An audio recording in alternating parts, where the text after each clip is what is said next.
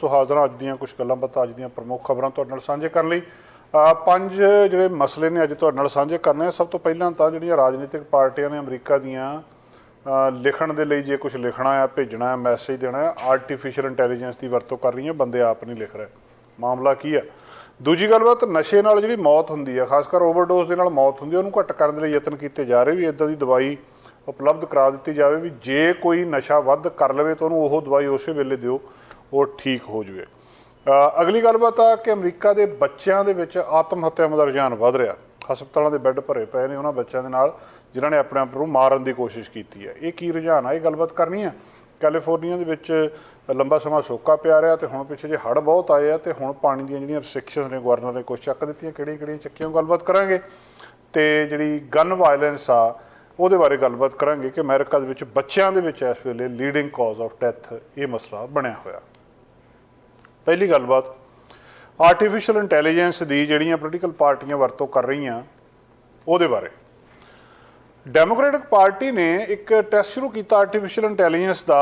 एक पहला ड्राफ्ट लिखण दे लई ਜਿਹੜਾ फंड रेज मैसेज सीगा और अपील करनी सी लोकां नूं कि तुसीं सानू फंड दिओ। हर एक पार्टी जो भी डोनेशन इकट्ठी करती है उस वेले उसका कुछ मैसेज लिखती है, भेजती है। हुण आम तौर पर मैसेज कोई सियाणा बंदा लिखदा जिहड़ा जिहदी लिखण दे विच महारत हुंदी है, भाषा दे उत्ते पकड़ हुंदी है, तो उन्हें ये गल हुंदा कि मैसेज बनाउणा कि इस तरीके दे नाल की लिखना ਉਹਦੇ ਵਿੱਚ कि जिहड़े लोग प्रभावित हो जाण ते ਉਹ फंड दे देण। ਜਿਹੜੀ ਇਹ पार्टी आ डेमोक्रेट्स ने इन्होंने कहिंदे ਕੰਮ आर्टिफिशियल इंटैलीजेंस तो कराया। आर्टिफिशियल इंटैलीजेंस ਨੂੰ ਕਿਹਾ ਵੀ ਸਾਡਾ फंड रेजिंग ਦਾ ये इदा इदा करके मैसेज भेजो। तो वो कहिंदे जिहड़ा आर्टिफिशियल इंटैलीजेंस ने लिख के मैसेज भेजा वो ज़्यादा चंगी तरह काम करता बजाय ये कि एक व्यक्ति जदों उही मैसेज लिखता है। बहुत वड्डी गल है ये। आर्टिफिशियल इंटैलीजेंस नवंबर दे विच एक वैबसाइट ओपन AI जिहड़ी सीगी जिहदा चैट GPT सब तो ज़्यादा इस वेले पॉपूलर उही हुई आ, ਜਿਹਨੂੰ कि तुसीं ਉਹਦੇ ਵਿੱਚ ਇੱਕ ਜਿੱਦਾਂ ਚੈਟ ਆ, ਤੁਸੀਂ ਕਿਸੇ ਦੇ ਨਾਲ ਚੈਟ ਕਰਦੇ ਹੋ ਕੰਪਿਊਟਰ ਦੇ ਉੱਤੇ, ਉਹਨੂੰ ਸਿਰਫ ਤੁਸੀਂ ਟਾਈਪ ਕਰ ਦਿਓ ਕਿ ਸਾਨੂੰ ਆਹ ਮੈਸੇਜ ਲਿਖ ਕੇ ਦਿਓ, ਉਹ ਆਪਣੇ ਆਪ ਹੀ ਉਹਨੂੰ ਨਾਲ ਇਹ ਵੀ ਤੁਸੀਂ ਕਮਾਂਡ ਦੇ ਦਿਓ ਵੀ 500 ਵਰਡ 'ਚ ਲਿਖ ਦਿਓ, 1000 ਵਰਡ 'ਚ ਲਿਖ ਦਿਓ। ਇਹ ਵੀ ਦੱਸ ਸਕਦੇ ਹੋ ਵੀ ਇਹਨੂੰ ਔਖੀ ਅੰਗਰੇਜ਼ੀ 'ਚ ਲਿਖੋ। ਇਹ ਵੀ ਲਿਖ ਸਕਦੇ ਹੋ ਵੀ ਇਹਦੇ 'ਚ ਮਿਹਨਤ ਜ਼ਿਆਦਾ ਕੀਤੀ ਹੋਵੇ। ਇਹ ਵੀ ਲਿਖ ਸਕਦੇ ਇਹਦੇ 'ਚ ਲੋਕਾਂ ਨੂੰ ਕਿਸੇ ਨਾ ਕਿਸੇ ਤਰ੍ਹਾਂ ਉਹਨਾਂ ਦੀਆਂ ਇਮੋਸ਼ਨਲੀ ਉਹਨਾਂ ਨੂੰ ਜਿਹੜਾ ਇਮੋਸ਼ਨਲ ਕਰਕੇ ਪੈਸੇ ਲੈਣੇ, ਕੁਛ ਵੀ ਲਿਖ ਦਿਓ, ਉਹ ਉਸੇ ਕਿਸਮ ਦਾ ਮੈਸੇਜ ਬਣਾ ਕੇ ਤੁਹਾਨੂੰ ਦੇ ਦੂਗੀ। ਇਹ ਤਾਂ ਇੱਕ ਮੈਸੇਜ ਦੀ ਉਦਾਹਰਨ ਦਿੱਤੀ ਆ। ਤੁਸੀਂ ਕੁਛ ਵੀ ਲਿਖਣਾ ਚਾਹੁੰਦੇ ਹੋ, ਤੁਸੀਂ ਗੀਤ ਲਿਖਣਾ ਚਾਹੁੰਦੇ ਹੋ, ਕਵਿਤਾ ਲਿਖਣਾ ਚਾਹੁੰਦੇ ਹੋ, ਤੁਸੀਂ ਨਾਟਕ ਲਿਖਣਾ ਚਾਹੁੰਦੇ ਹੋ, ਸ਼ੇਅਰ ਲਿਖਣਾ ਚਾਹੁੰਦੇ ਹੋ, ਉਹ ਤੁਹਾਨੂੰ ਇਨ ਬਿਨ उस भाषा दे विच लिख के दे दिंदा। हुण तक इहदी वरतों आम लोग करते सी, माहर करन लग पए, स्कूलों के नियाणे करन लग पए। पिछे जे जदों वैलेंटाइन डे सी, एक स्कूल के नियाणिਆਂ ने सारियां जिहड़ियां कवितावां प्यार दियां ये तो आर्टिफिशियल इंटैलीजेंस तो लिखा के लैके आए कंप्यूटर तो। ते गल हुण पता लगदी कहंदे इत्थे तक पहुँच गई आ। अमरीका दीयां जिहड़ियां दो वड्डियां पार्टियां ने, डेमोक्रेट्स ने, उन्हां ने अपना फंड रेजिंग दा लोकां नूं देण लई मैसेज ही आर्टिफिशियल इंटैलीजेंस तो लिखाया भी कंप्यूटर एक हद तक बंदे नालों तेज़ हो गया इस मामले दे विच कि जिहड़े बंदे नूं अपॉइंट करदे इस काम दे लई वो कंप्यूटर उहदे तो वधिया काम करके दिंदा। ये एक बड़ी हैरानी वाली गल आ। तो जिद्दां तुहानूं पता कि फेक आर्टिफिशियल इंटैलीजेंस के इमेजेस बनाए गए सी डोनाल्ड जे ट्रंप दे, ਜਿਹਦੇ ਵਿੱਚ ਉਹਨੂੰ ਨਿਊਯਾਰਕ ਦੇ ਵਿੱਚ ਅਰੈਸਟ ਕੀਤਾ ਸੀ ਔਰ ਇੰਨੀ ਤੇਜ਼ੀ ਨਾਲ ਸਪਰੈਡ ਹੋ ਗਿਆ ਸੀ ਕਿ ਜਦੋਂ ਉਹਦਾ ਫੈਕਟ ਚੈੱਕ ਉਹਦੇ ਵਿੱਚ ਲਾਸਟ ਵੀਕ ਦੇ ਵਿੱਚ ਲਾਇਆ ਤੇ ਲੋਕਾਂ ਨੇ ਦੇਖਣਾ ਸੀ, ਉਦੋਂ ਤੱਕ ਉਹ ਸਾਰੇ ਲੋਕਾਂ ਤੱਕ ਪਹੁੰਚ ਚੁੱਕੇ ਸੀ। ਮਤਲਬ ਕੋਈ ਵੀ ਤਸਵੀਰ ਤੁਹਾਨੂੰ ਬਣਾ ਕੇ ਆਰਟੀਫਿਸ਼ੀਅਲ ਇੰਟੈਲੀਜੈਂਸ ਤੁਹਾਡੇ ਸਾਹਮਣੇ ਦੇਖ ਸਕਦੀ ਹੈ। ਵੌਇਸ ਕਲੋਨਿੰਗ ਟੂਲਸ ਨੇ ਜਿਹੜੇ मतलब लाइफ टाइम ऑडियो जी हैगी मतलब लाइफ लाइक ऑडियो जी प्रेजिडेंट बाइडन की तो बना दूगी तो होर बहुत सारे जिहदी भी तुसीं चाहुंदे मतलब तुहाडी वो जिहड़ियां वड्डियां परसनैलिटीज़ ने उन्होंने मूँह दे विच ओह गल कहा देणगीआं जिहड़ियां उन्होंने कही नहीं है। आर्टिफिशियल इंटैलीजेंस और तुहानूं बिल्कुल लगूगा कि यही बंदा तो ये गल कह रहा। इत्थे तक आर्टिफिशियल इंटैलीजेंस जी पहुँच चुकी है और 2024 की कैंपेन होनी है जी हुण इलैक्शन दे विच ते उत्थे लगदा बहुता काम आर्टिफिशियल इंटैलीजेंस नहीं करना। सो हुण तक ये काम शुरू हो चुका आ।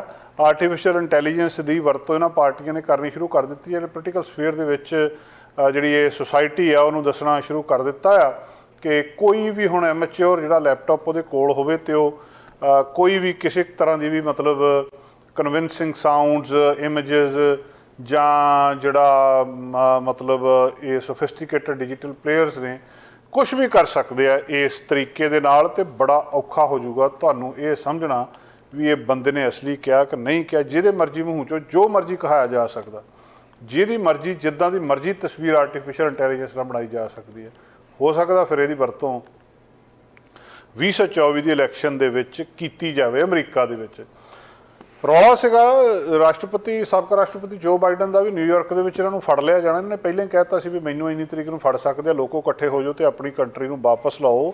ਇਹਨਾਂ ਨੇ ਵੀ ਕਹਿ ਦਿੱਤਾ ਸੀ, ਹੁਣ ਕਿਹਾ ਸੀਗਾ ਉਦੋਂ ਫੜੇ ਜਾ ਸਕਦੇ ਸੀ ਪਰ ਫੜੇ ਨਹੀਂ ਗਏ ਉਸ ਮਾਮਲੇ ਦੇ ਵਿੱਚ। ਪਰ ਇਹਨਾਂ ਦੀਆਂ ਆਰਟੀਫਿਸ਼ੀਅਲ ਇੰਟੈਲੀਜੈਂਸ ਨੇ ਤਸਵੀਰਾਂ ਬਣਾਤੀਆਂ। ਸਿੰਪਲ ਤੁਸੀਂ ਉਹਦੇ 'ਤੇ ਇਹੀ ਲਿਖਣਾ ਕਿ ਆਹ ਰਾਸ਼ਟਰਪਤੀ ਨੂੰ ਹੱਥਕੜੀਆਂ ਲੱਗੀਆਂ ਤੇ ਸਾਨੂੰ ਤਸਵੀਰ ਬਣਾ ਦਿਓ, ਉਸੇ ਵੇਲੇ ਕੰਪਿਊਟਰ ਬਣਾ ਕੇ ਤੁਹਾਡੇ ਸਾਹਮਣੇ ਕਰ ਦਿੰਦਾ। ਤੇ ਉਹ ਇੰਨੀ ਜ਼ਿਆਦਾ ਸਪਰੈਡ ਹੋ ਗਈ ਸੀ ਇੱਥੇ ਕਿ ਜਿੰਨੇ ਚਿਰ ਨੂੰ ਲੋਕਾਂ ਨੂੰ ਪਤਾ ਲੱਗਣ ਲੱਗਿਆ ਅਸਲੀ ਗੱਲ ਦਾ, ਗੱਲ ਗਾਂਹ ਦੀ ਗਾਂਹ ਤੁਰਦੀ ਜਾਂਦੀ ਸੀਗੀ। ਹੁਣ ਇਸ ਵਾਰੀ ਇਹ ਲੱਗਦਾ ਕਿ ਥੋੜ੍ਹੀ ਜਿਹੀ ਗੱਲ ਜ਼ਿਆਦਾ ਕੰਪਲੀਕੇਟਡ ਹੋ ਜੂਗੀ।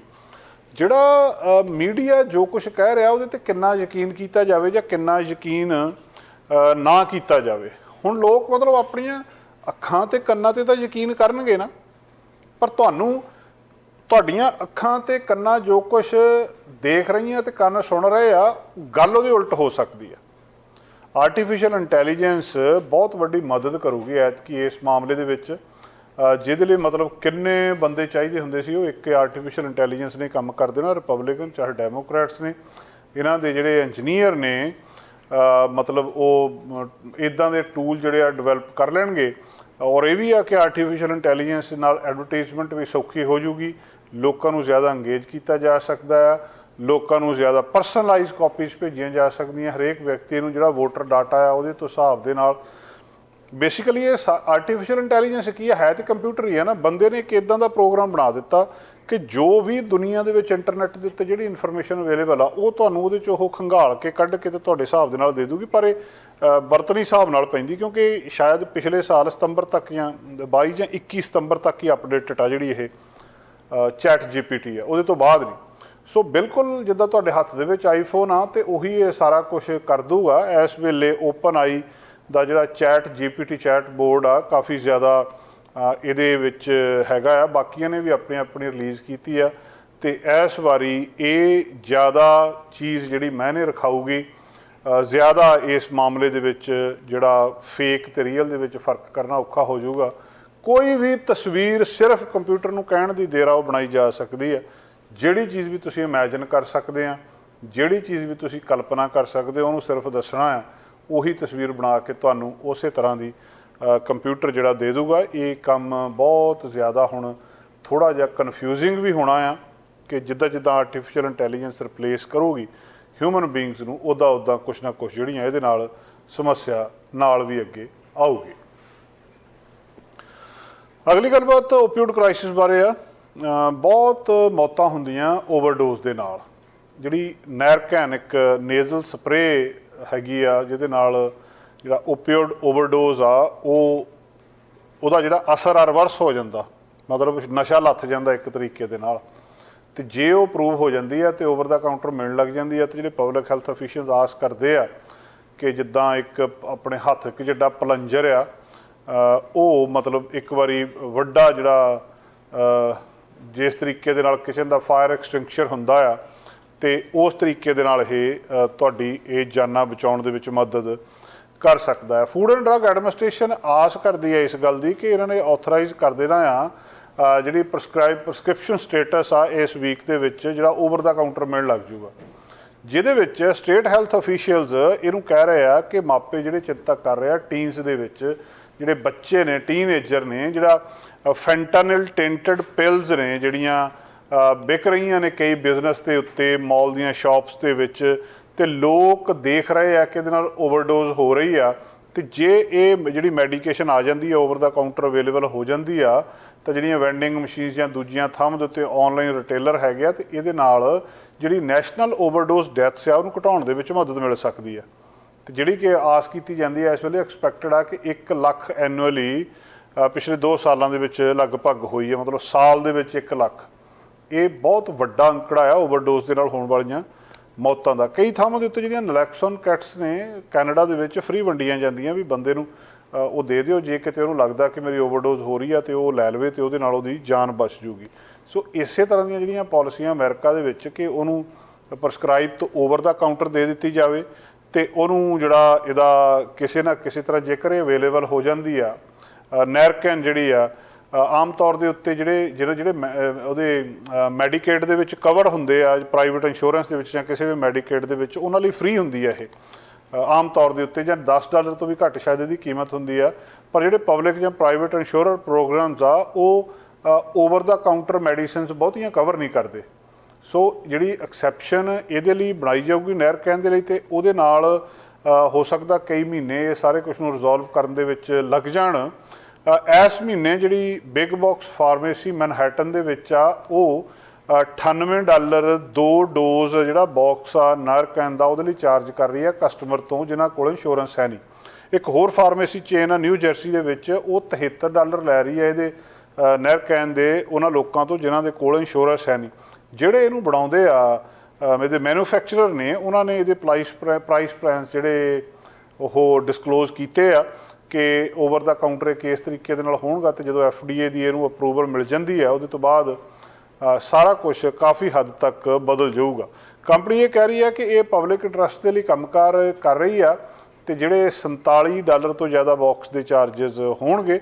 ਸੋ ਹੈਲਥ ਇਕੋਨੋਮਿਸਟ ਇਹ ਪ੍ਰੈਡਿਕਟ ਕਰ ਰਹੇ ਆ ਕਿ ਜਿਹੜਾ ਨਵਾਂ ਜਿਹੜਾ ਪ੍ਰਾਈਸ ਹੁਣ ਆਊਗਾ ਉਹ $35 ਤੋਂ $65 ਦੇ ਵਿਚਕਾਰ ਅਤੇ ਪਲੱਸ ਜਿਹੜਾ ਰਿਟੇਲਰ ਦਾ ਮਾਰਕਅਪ ਹੋਊਗਾ ਉਹਦੇ ਵਿੱਚ ਬਣਨ ਦੀ ਆਸ ਆ। ਸੋ ਯਤਨ ਕੀਤੇ ਜਾ ਰਹੇ ਆ ਵੀ ਜਾਂ ਤਾਂ ਲੋਕਾਂ ਨੂੰ ਡਰੱਗ ਘਰੋਂ ਉਠਾ ਦਿੱਤਾ ਜਾਵੇ, ਜੇ ਨਹੀਂ ਹਟਦੇ ਘੱਟੋ ਘੱਟ ਓਵਰਡੋਜ਼ ਨਾਲ ਜਿਹਨਾਂ ਦੀਆਂ ਮੌਤਾਂ ਹੁੰਦੀਆਂ ਉਹਨੂੰ ਕਿਸੇ ਨਾ ਕਿਸੇ ਤਰ੍ਹਾਂ ਘਟਾ ਦਿੱਤਾ ਜਾਵੇ। ਅਤੇ ਉਹਦਾ ਇੱਕੋ ਹੀ ਇੱਕ ਤਰੀਕਾ ਆ ਕਿ ਜਿਹੜੀ ਇਹ ਜਿੱਦਾਂ ਨਾਰਕਨ ਨੇਜ਼ਲ ਸਪਰੇਅ ਆ, ਜਿਹੜੀ ਨਲੈਕਸੋਨ ਡਰੱਗ ਦਾ ਹੀ ਇੱਕ ਰੂਪ ਆ ਇਹ, ਜਿਹੜੀ ਓਪੀਓਡ ਇਫੈਕਟ ਨੂੰ ਰੋਕ ਦਿੰਦੀ ਆ, ਅਤੇ ਉਹ ਜੇਕਰ ਇਸ ਤਰੀਕੇ ਦੇ ਨਾਲ ਸਾਹਮਣੇ ਆ ਜਾਂਦੀ ਆ ਤਾਂ ਇੱਕ ਬਹੁਤ ਚੰਗੀ ਗੱਲ ਹੋਊਗੀ। ਨਲੈਕਸੋਨ ਜਿਹੜਾ ਇੱਕ ਡੋਮੀਨੈਂਟ ਬ੍ਰਾਂਡ ਆ ਇਸ ਵੇਲੇ, ਅਤੇ ਭਾਵੇਂ ਕਿ ਜਿਹੜਾ ਕੋਈ ਵੀ ਬੰਦਾ ਅਨਟ੍ਰੇਨਡ ਹੋਵੇ, ਨੇੜੇ ਤੇੜੇ ਕੋ ਰਾਹ ਹੀ ਲੰਘਦਾ ਹੋਵੇ, ਉਹ ਵੀ ਇਹਨੂੰ ਐਡਮਿਨਿਸਟਰ ਕਰ ਸਕਦਾ ਆ। ਅਤੇ ਪਰ ਇਹਦਾ ਹੁਣ ਜਿਹੜੇ ਵੱਖਰੇ ਰੂਪ ਅਤੇ ਵੱਖਰੀਆਂ ਪਾਲਿਸੀ ਸਾਹਮਣੇ ਆ ਰਹੀਆਂ, ਮਕਸਦ ਇਹਦਾ ਇੱਕ ਹੀ ਹੈ ਕਿ ਅਮਰੀਕਾ 'ਤੇ ਜਿਹੜੀਆਂ ਓਵਰਡੋਜ਼ ਡਰੱਗਸ ਦੇ ਨਾਲ ਮੌਤਾਂ ਹੁੰਦੀਆਂ ਉਹਨਾਂ ਨੂੰ ਕਿਸੇ ਨਾ ਕਿਸੇ ਤਰ੍ਹਾਂ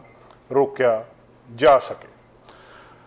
ਇੱਕ ਗੱਲਬਾਤ ਹੋਰ ਅੱਜ ਜਿਹੜਾ ਮਸਲਾ ਤੁਹਾਡੇ ਨਾਲ ਸਾਂਝਾ ਕਰਨਾ ਆ ਕਿ ਅਮਰੀਕਾ ਦੇ ਵਿੱਚ ਜਿੰਨੇ ਹਸਪਤਾਲਾਂ ਦੇ ਬੈੱਡਸ ਨੇ ਉਹ ਇੱਕ ਵੱਡਾ ਹਿੱਸਾ ਉਹਨਾਂ ਦੇ ਜਿਹੜਾ ਆਕੂਪਾਈ ਕੀਤਾ ਬੱਚਿਆਂ ਨੇ ਆਕੂਪਾਈ ਕੀਤਾ ਆ।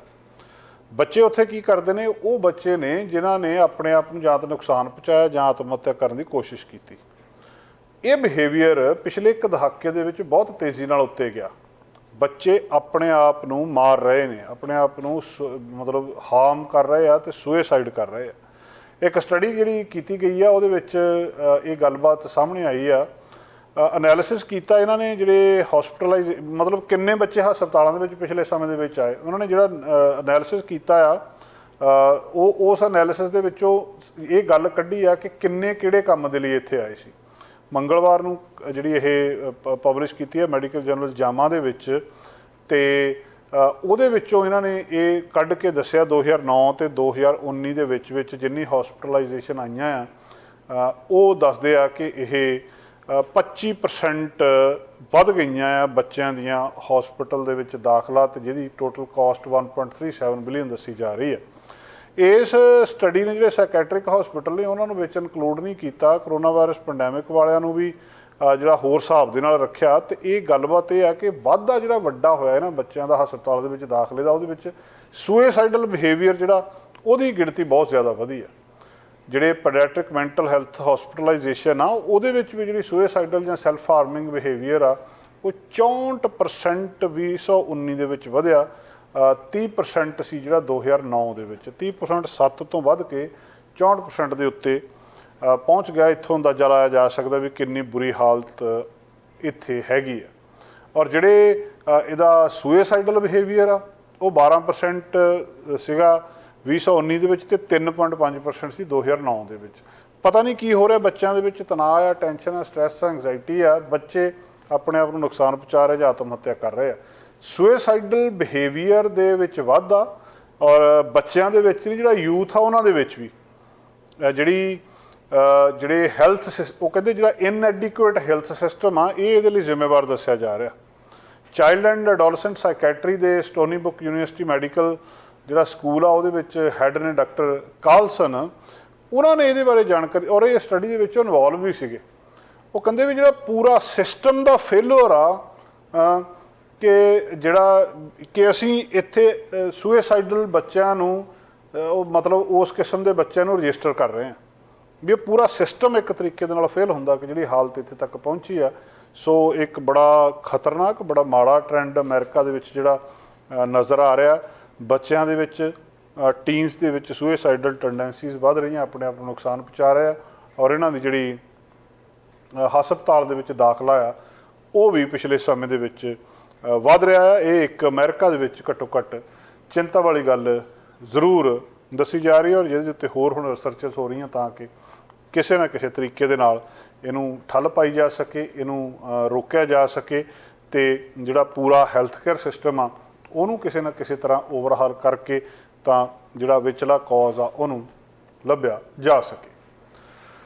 ਅਗਲੀ ਗੱਲ ਮੈਂ ਦੋਸਤੋ ਕੈਲੀਫੋਰਨੀਆ ਦੀ ਕਰਨੀ ਹੈ। ਕੈਲੀਫੋਰਨੀਆ ਦੇ ਵਿੱਚ ਸੋਕਾ ਇੱਕ ਬਹੁਤ ਵੱਡੀ ਸਮੱਸਿਆ, ਔਰ ਬੜੇ ਲੰਬੇ ਸਮੇਂ ਤੋਂ ਇਹ ਸਮੱਸਿਆ ਕੈਲੀਫੋਰਨੀਆ ਦੇ ਵਿੱਚ ਰਹੀ ਹੈ। ਹੁਣ ਪਿਛਲੇ ਸਮੇਂ ਦੇ ਵਿੱਚ ਤੁਹਾਨੂੰ ਪਤਾ ਕਿ ਹੜ੍ਹ ਉੱਥੇ ਜਿੰਨੇ ਜ਼ਿਆਦਾ ਆਏ ਆ, ਜਿੰਨੀ ਉੱਥੇ ਮੀਂਹ ਪਏ ਆ, ਸਿਆਰਾ ਨਵਾਡਾ ਅਤੇ ਦੂਜੇ ਥਾਵਾਂ ਦੇ ਉੱਤੇ ਬਰਫ਼ ਜਿੰਨੀ ਜ਼ਿਆਦਾ ਪਈ ਆ, ਸਨੋਫਾਲ ਜਿੰਨੀ ਜ਼ਿਆਦਾ ਹੋਈ ਆ, ਹੁਣ ਘੱਟੋ ਘੱਟ ਇਹਨਾਂ ਨੂੰ ਉਹ ਜਿਹੜਾ ਸੋਕਾ ਸੀਗਾ ਜਾਂ ਉਹਦੇ ਤੋਂ ਥੋੜ੍ਹੀ ਰਾਹਤ ਮਿਲੀ ਆ, ਪਰ ਕਹਿੰਦੇ ਪੂਰੀ ਤਰ੍ਹਾਂ ਸੋਕਾ ਇੰਨੇ ਕੁ ਨਾ ਹਜੇ ਨਹੀਂ ਹਟਣਾ। ਬਹੁਤ ਜ਼ਿਆਦਾ ਮੀਂਹ ਔਰ ਲੰਬਾ ਸਮਾਂ ਕੰਟੀਨਿਊਸ ਰੇਨ ਚਾਹੀਦੀ ਹੈ ਇੱਥੇ ਨੂੰ ਹਟਣ ਦੇ ਲਈ।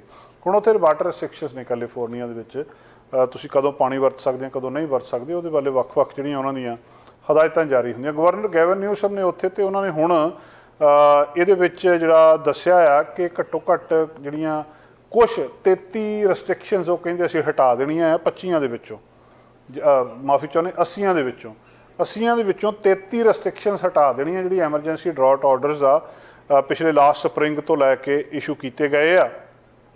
ਪਰ ਇਹਦਾ ਮਤਲਬ ਉਹ ਕਹਿੰਦੇ ਇਹ ਨਹੀਂ ਆ ਕਿ ਸਾਨੂੰ ਹੁਣ ਵਾਟਰ ਕੰਜ਼ਰਵੇਸ਼ਨ ਬਾਰੇ ਸੋਚਣਾ ਬੰਦ ਕਰ ਦੇਣਾ ਚਾਹੀਦਾ ਵੀ ਅਸੀਂ ਕੋਈ ਸੰਕਟ ਦੇ ਵਿੱਚੋਂ ਬਾਹਰ ਚਲੇ ਗਏ।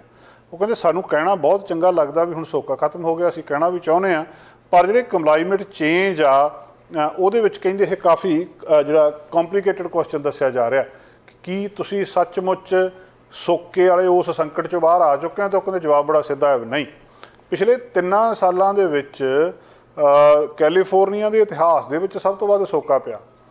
ਲਾਸਟ ਜਿਹੜੀ ਸਪਰਿੰਗ ਸੀਗੀ ਉਦੋਂ ਇਹ ਜਿਹੜੇ ਵਾਟਰ ਅਫੀਸ਼ੀਅਲ ਸੀ ਇਹਨਾਂ ਨੇ ਰਿਪੋਰਟ ਕੀਤਾ ਸੀ ਜਿਹੜੇ ਸਭ ਤੋਂ ਵੱਡੇ ਰੈਜ਼ਰਵਾਇਰ ਸੀ ਇੱਥੇ ਉਹ ਉਹਨਾਂ ਦੀ ਹਿਸਟੋਰੀਕਲ ਐਵਰੇਜ ਦੇ ਅੱਧ ਤੱਕ ਸੀਗੇ, ਅਤੇ ਜਿਹੜਾ ਸਨੋ ਪੈਕ ਸੀਗਾ 14% ਸੀ ਐਵਰੇਜ ਦਾ ਸਿਰਫ। ਜਿਹੜੀ US ਡਰਾਟ ਮੋਨੀਟਰ ਜਿਹੜੀ ਸਰਕਾਰ ਦੀ ਏਜੰਸੀ ਆ, ਡਰਾਟ ਟਰੈਕਿੰਗ ਸਰਵਿਸ ਆ, 90% ਜਿਹੜੀ ਸਟੇਟ ਆ ਉਹਦੇ ਵਿੱਚ ਸਵੀਅਰ ਜਾਂ ਐਕਸਟ੍ਰੀਮ ਡਰਾਟ ਸੀ, ਉਹਦੀਆਂ ਸੋਕੇ ਦੀਆਂ ਇਹਨਾਂ ਨੇ ਕਿਸਮਾਂ ਰੱਖੀਆਂ।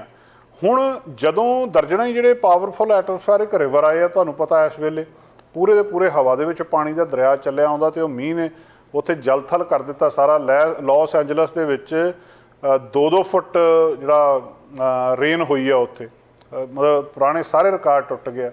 200% ਨਾਰਮਲ ਜਿਹੜੀ ਹੁੰਦੀ ਉਹਦੇ ਤੋਂ ਜ਼ਿਆਦਾ ਇਸ ਸੀਜ਼ਨ ਦੇ ਵਿੱਚ ਅਕਤੂਬਰ ਦੇ ਵਿੱਚ ਜਿਹੜੀ ਸੀਗੀ। ਇੱਦਾਂ ਹੀ ਇਸੇ ਲੈਵਲ ਦੀ ਰੇਂਜ ਜਿਹੜੀ ਆ ਉਹ ਸੈਕਰਾਮੈਂਟੋ, ਫਰੈਜ਼ਨੋ ਅਤੇ ਦੂਜੀਆਂ ਸਿਟੀਜ਼ ਦੇ ਵਿੱਚ ਵੀ ਹੋਈ ਆ। ਹੁਣ ਜਿਹੜਾ ਡਰਾਟ ਮੋਨੀਟਰ ਆ ਉਹਨਾਂ ਨੇ ਰਿਪੋਰਟ ਇਹ ਕੀਤਾ ਆ ਕਿ ਜਿਹੜੀ 3rd ਆਫ ਸਟੇਟ ਆ ਉਹਦੇ ਵਿੱਚ ਸੋਕਾ ਜਿਹੜਾ ਹੈਗਾ ਆ, ਅਤੇ ਜਿਹੜੇ 8.5% ਆ ਉਹ ਜਾਂ ਤਾਂ ਉੱਥੇ ਸਵੀਅਰ ਆ ਜਾਂ ਵਰਸ ਡਰਾਟ ਦੱਸਿਆ ਜਾ ਰਿਹਾ ਆ। ਮੇਜਰ ਜਿਹੜੇ ਰੈਜ਼ਰਵਾਇਰਸ ਨੇ ਇਸ ਵੇਲੇ ਉਹ ਫੁੱਲ ਨੇ ਪਾਣੀ ਦੇ ਨਾਲ, ਅਤੇ ਉਹਨਾਂ ਦੇ ਵਿੱਚੋਂ ਕੁਛ ਕਰਕੇ ਜਿਹੜਾ ਰਿਲੀਜ਼ ਕੀਤਾ ਜਾ ਰਿਹਾ ਹੈ, ਅਤੇ ਇਨਵੈਟੇਬਲ ਜਿਹੜਾ ਉੱਥੇ ਕੋਸਟਲ ਸਨੋ ਪੈਕ ਆ ਉਹਦੇ ਨੇੜੇ ਕੁਛ ਨਾ ਕੁਛ ਇਹਦੇ ਬਾਰੇ ਕੀਤਾ ਜਾ ਰਿਹਾ। ਕੁਛ ਰਿਸਟ੍ਰਿਕਸ਼ਨਸ ਹੁਣ ਚੱਕੀਆਂ ਜਾ ਰਹੀਆਂ, ਪਰ ਸਾਰੀਆਂ ਰਿਸਟ੍ਰਿਕਸ਼ਨ ਹਜੇ ਚੱਕੀਆਂ ਨਹੀਂ ਜਾ ਰਹੀਆਂ। ਨਾ ਹੀ ਇਹ ਕਿਹਾ ਜਾ ਸਕਦਾ ਕਿ ਜਿਹੜੀ ਇਹ ਸਟੇਟ ਆ ਇਹ ਸੋਕੇ ਦੇ ਵਿੱਚੋਂ ਬਾਹਰ ਆ ਗਈ ਆ। ਸੋਕਾ ਕੈਲੀਫੋਰਨੀਆ ਦੀ ਇੱਕ ਬਹੁਤ ਵੱਡੀ ਸਮੱਸਿਆ ਹੈਗਾ ਆ। ਇਹਨੇ ਸਟੇਟ ਦੀ ਇਕੋਨਮੀ 'ਤੇ ਵੀ ਅਸਰ ਪਾਇਆ, ਸਟੇਟ ਦੇ ਇਨਵਾਇਰਮੈਂਟ 'ਤੇ ਵੀ ਅਸਰ ਪਾਇਆ, ਉੱਥੋਂ ਦੀ ਸੋਸ਼ਲ ਵੈਲਬੀਇੰਗ ਦੇ ਉੱਤੇ ਵੀ ਇਹਨੇ ਅਸਰ ਪਾਇਆ। ਸੋਕਾ ਕਈ ਸਾਲਾਂ ਤੋਂ ਆ ਇੱਥੇ, ਔਰ ਜਿਹੜਾ ਪਰ ਸਭ ਤੋਂ ਜ਼ਿਆਦਾ ਸਮੱਸਿਆ ਇੱਥੇ 2011 ਤੋਂ ਲੈ ਕੇ 17 ਦੇ ਵਿੱਚ ਆਈ ਸੀ, ਔਰ ਇਹਦਾ ਕਾਰਨ ਕਈ ਕੰਬੀਨੇਸ਼ਨ ਆਫ ਫੈਕਟਰਸ ਆ ਇਹਦੇ ਵਿੱਚ, ਜਿਹਦੇ ਕਰਕੇ ਕਲਾਈਮੇਟ ਚੇਂਜ ਇੱਕ ਆ, ਨੈਚੁਰਲ ਜਿਹੜੀ ਵੇਰੀਏਬਿਲਿਟੀ ਇੱਕ ਆ, ਜਾਂ ਹਿਊਮਨ ਐਕਟੀਵਿਟੀਜ਼ ਉਹਦੇ ਕਰਕੇ ਵੀ ਹੋ ਰਿਹਾ। ਪਾਣੀ ਦੀ ਵਰਤੋਂ ਕਿੱਦਾਂ ਕਰਨੀ ਆ, ਲੈਂਡ ਦੀ ਯੂਜ਼ ਕਿੱਦਾਂ ਕਰਨੀ ਆ, ਲੈਂਡ ਯੂਜ਼ ਦੇ ਵਿੱਚ ਜਿਹੜੀਆਂ ਚੇਂਜਸ ਆ ਗਈਆਂ ਉਹਦੇ ਕਰਕੇ ਵੀ ਸੁੱਕਾ ਪੈ ਰਿਹਾ। ਕਲਾਈਮੇਟ ਚੇਂਜ ਇੱਕ ਮੇਜਰ ਡਰਾਈਵਰ ਆ ਇਹਦਾ ਡਰਾਟ ਦਾ ਕੈਲੀਫੋਰਨੀਆ ਦੇ ਵਿੱਚ। ਵੱਧਦਾ ਟੈਂਪਰੇਚਰ ਜਿਹੜੀ ਉਹਦੇ ਨਾਲ ਪ੍ਰੈਸੀਪਿਟੇਸ਼ਨ ਦੇ ਪੈਟਰਨ ਕੀ ਨੇ ਉਹਦੇ ਨਾਲ ਅਵੇਲੇਬਿਲਟੀ ਕੀ ਹੈ, ਸਾਰੀਆਂ ਕੰਡੀਸ਼ਨ ਅਲਟੀਮੇਟਲੀ ਇੱਥੇ ਤੱਕ ਸੋਕੇ ਲਈ ਜ਼ਿੰਮੇਵਾਰ ਆ। ਜਿਹੜੀ ਨੈਚੁਰਲ ਵੇਰੀਏਬਿਲਿਟੀ ਆ ਉਹਦਾ ਇੱਕ ਬਹੁਤ ਮਹੱਤਵਪੂਰਨ ਰੋਲ ਇਹਦੇ ਵਿੱਚ ਦੱਸਦਾ ਆ ਕਿ ਕਿਹੜਾ ਕਿੱਥੇ ਕਿੱਥੇ ਸੋਕਾ ਜ਼ਿਆਦਾ ਪੈ ਰਿਹਾ ਤੇ ਕਿੱਥੇ ਕਿੱਥੇ ਹੜ੍ਹ ਜ਼ਿਆਦਾ ਆ ਰਹੇ ਆ। ਐਟਮੋਸਫੇਰਿਕ ਸਰਕੂਲੇਸ਼ਨ ਕਿਸ ਤਰ੍ਹਾਂ ਦੀ ਆ, ਹਿਊਮਨ ਐਕਟੀਵਿਟੀਜ਼ ਜਿਹੜੀਆਂ ਉਹ ਵੀ ਸੋਕੇ ਲਈ ਕਿਤੇ ਨਾ ਕਿਤੇ ਜ਼ਿੰਮੇਵਾਰ ਆ। ਜਿੰਨੀ ਪਾਪੂਲੇਸ਼ਨ ਇੱਥੇ ਵਧੀ ਆ ਪਿਛਲੇ ਸਮੇਂ ਦੇ ਵਿੱਚ ਤੇ ਜਿੰਨੀ ਇਹਦੀ ਪਾਣੀ ਦੀ ਡਿਮਾਂਡ ਘਰਾਂ ਦੇ ਵਿੱਚ, ਖੇਤਾਂ ਦੇ ਵਿੱਚ ਜਾਂ ਇੰਡਸਟਰੀ ਦੇ ਵਿੱਚ ਵੱਧ ਗਈ ਆ, ਉਹ ਵੀ ਇਹਦੇ ਲਈ ਜ਼ਿੰਮੇਵਾਰ ਦੱਸਿਆ ਜਾ ਰਿਹਾ। ਸੋਕਾ ਬਹੁਤ ਵੱਡੀ ਕੈਲੀਫੋਰਨੀਆ ਦੀ ਸਮੱਸਿਆ, ਮੀਂਹ ਦੇ ਨਾਲ ਕੁਝ ਰਾਹਤ ਮਿਲੀ ਆ, ਪਰ ਫਿਰ ਵੀ ਦੱਸਿਆ ਜਾ ਰਿਹਾ ਕਿ ਇਹਦੇ ਨਾਲ ਕਾਫੀ ਹੱਦ ਤੱਕ ਸੋਕੇ ਤੋਂ ਰਾਹਤ ਮਿਲੀ ਹੈ ਤੇ ਕੁਝ ਰੈਸਟ੍ਰਿਕਸ਼ਨ ਜਿਹੜੀਆਂ ਉਹ ਆਉਣ ਵਾਲੇ ਸਮੇਂ ਦੇ ਵਿੱਚ ਚੱਕ ਲਈਆਂ ਜਾਣਗੀਆਂ। ਦੋਸਤੋ, ਦੇ ਨਾਲ ਹੀ ਅੱਜ ਦਾ ਪ੍ਰੋਗਰਾਮ ਇੱਥੇ ਸਮਾਪਤ ਕਰਦੇ ਹਾਂ। ਕੱਲ ਫਿਰ ਹਾਜ਼ਰ ਹੋਵਾਂਗੇ ਕੁਛ ਨਵੀਆਂ ਗੱਲਾਂ ਬਾਤਾਂ ਨਾਲ। ਹੁਣ ਤੁਸੀਂ ਦੇਖ ਸਕਦੇ ਹੋ ਗਲੋਬਲ ਪੰਜਾਬ ਟੀਵੀ ਨੂੰ ਡਾਊਨਲੋਡ ਕਰੋ ਸਾਡੀ ਐਪ ਐਂਡਰੋਇਡ ਜਾਂ iOS ਤੇ ਫ੍ਰੀ ਵਿੱਚ, roku ਅਤੇ Amazon Fire TV ਤੇ ਜਾਂ Apple TV ਤੇ। ਨਾਲ ਹੀ ਦੇਖ ਸਕਦੇ ਹੋ ਲਾਈਵ ਸਟ੍ਰੀਮਿੰਗ www.globalpunjabtv.com ਤੇ।